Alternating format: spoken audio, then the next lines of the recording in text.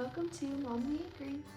Today's video is all about 25 tips for 2025 to having a clutter-free home. We have a lot to cover, so without further ado, let's get into it. Tip number one is have a space for everything. Literally everything.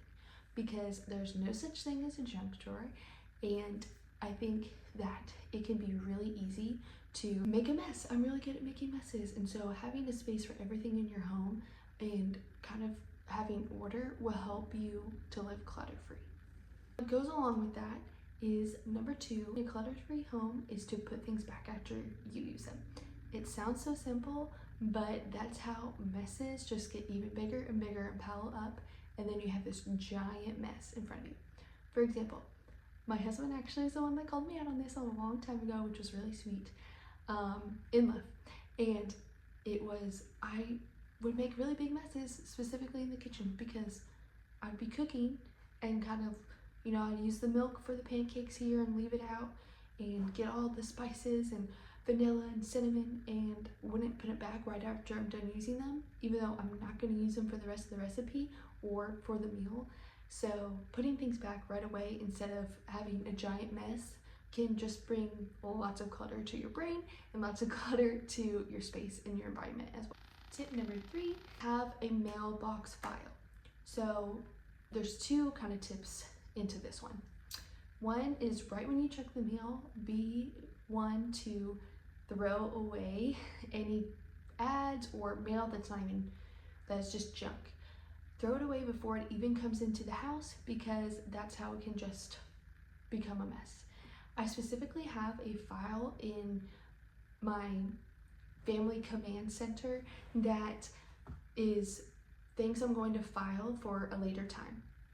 So I have specific days of the week, so if you're not scheduling your week of when you're going to do this, put it on your schedule.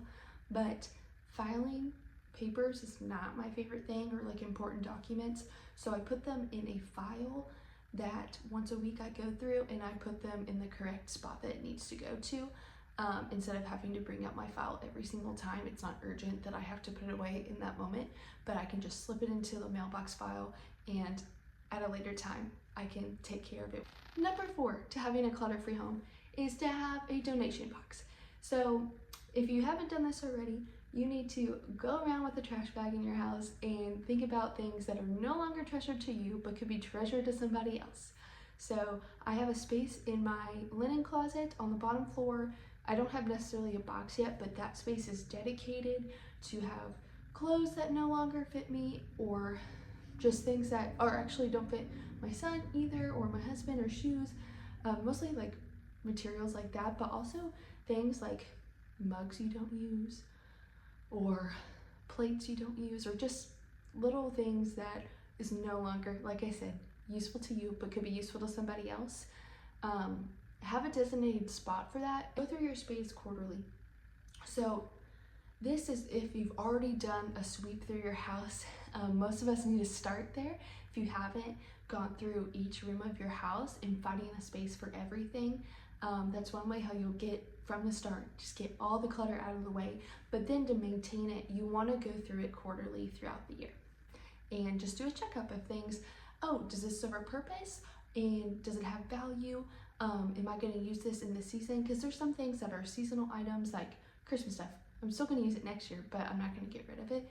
But finding an efficient space for that, so that it's not in the way, it's not cluttered, and I don't have to look at it. Okay, number six, this is a simple one. Keep your counters clear. If your bathroom sink, that includes your kitchen, counter space, all of that, keep them clear. Try not to have a lot of decor on there, but that will help you to distinguish where things need to be. Right now on my counters in my kitchen are the paper towel holder, the utensil holder, and a lamp, and my coffee maker. That's it. I don't like to have a lot on there because I want to have a clear space when I'm cooking and just keep everything sanitary. Again, with my bathroom, I try to minimize what's on there, especially after doing my makeup or doing my hair, putting things back and creating those habits of putting things back and not having anything on your counter. Number seven is to prioritize. So prioritize really is kind of what I mentioned earlier, ask the two questions. Does this item serve a purpose, or does this have value in any way? Prioritizing that will help you to figure out if this item is worth keeping or if it can bring value to somebody else, but it will help keep your home nice and neat. Okay, I'm gonna say numbers 8 and 9 together, which is plan and prepare. So plan out your space. Just like everything has a space, that's just tip number 1, plan out your space so it actually works for you and not against you. So for example, prioritize and plan that if you're going to be using your breast pump all the time, don't store it on the high shelf because you'll never put it back up there. You want to have it be effective and efficient for you without leaving a big mess. Or if you're going to use the colors for the kids, same thing.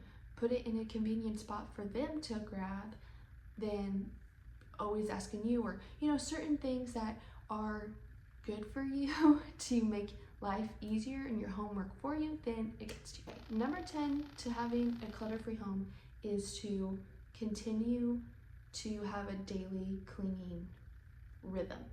And I mentioned this in one of my last videos, is having a schedule.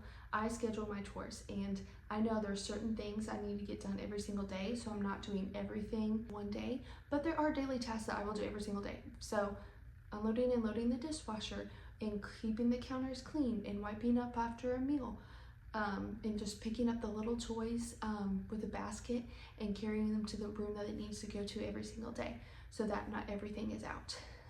That would be super helpful. Number 11 is kind of a habit, but also I think is a good step to having a clutter-free home, and that's just simply making your bed. I think if your room looks so much nicer and so much cleaner and clutter-free whenever you just make your bed. Okay, number 12 just kind of makes me laugh, but it's own less stuff. It's really that simple, own less stuff. I can't remember the statistic, I'll have to put it in below, but it says a certain percentage of the clothes items that you have is what you actually wear. And it's true, I go through my closet and there's a lot of stuff that I don't actually wear, or it's not in season, it's not that type of season, but even when it is that season, I only wear a handful of clothes, so why do I need to have a million clothes? So really simplifying your space and owning less stuff is going to help you maintain the clutter because you have less to clean. Number 13 is there is no such thing as a junk drawer. If you throw everything in a junk drawer, then not everything has a space, and it can easily become super overwhelming and not peaceful for anyone, so skip that. Number 14 is cleaning up the kitchen every single day. I mention kitchen a lot because I'm a stay-at-home mom, I'm a homemaker. That is where I'm at most of the time, breakfast, lunch, and dinner. And if I do not clean up after a meal, it just makes the home not look very nice and comforting and cozy, like how I want the home to be perceived. When my husband comes home, I want there to be no dishes in the sink. I don't do that perfectly every day, but I want him to come to a peaceful space than a cluttered space. Number 15, ask yourself, why do you have this? Why do you have it? If you're wanting to live clutter-free, have a clutter-free home, you need to ask yourself that, because you can spend a lot of time having a bunch of stuff and not actually use it or make it worth it in your daily task to move it and clean it every single time you go by. Which leads me to number 16, sentimental items. What do you do with these items that, okay, maybe they don't serve a value and a purpose right now, but maybe it's memory that you have, like a sweet picture that isn't something you're going to put on your walls right now, but it's something that you want to keep. Well, I do this is I get shadow boxes, and I get a pretty good size one so that over the years, I don't want to get a small one because then I'm gonna have to go get a bigger one, but have a pretty decent sized shadow box that can be for pictures or verses or words or something that just really means something to you, but you don't necessarily need it to be out all the time, like photo albums, stuff like that. 17 is making it a habit to have a clutter-free home. Make it a habit. It needs to be something you just eventually you don't even think about because it is a habit. At first, yeah, it's gonna be not that fun to be, oh, I have to get up and clean the kitchen real quick while I'm done, or do it right now. And it's simply like those habits of knowing, hey, I can do this, and changing your mindset to do that. Number 18, the habits you create when spending. So if you're not gonna bring clutter in the home, that's going to help you a lot. So when you're out and about and you're buying something, don't just buy something because it's on sale. Go back to the 2 questions. You're going to hear me say that a lot. Does it serve a value, and does it serve a purpose?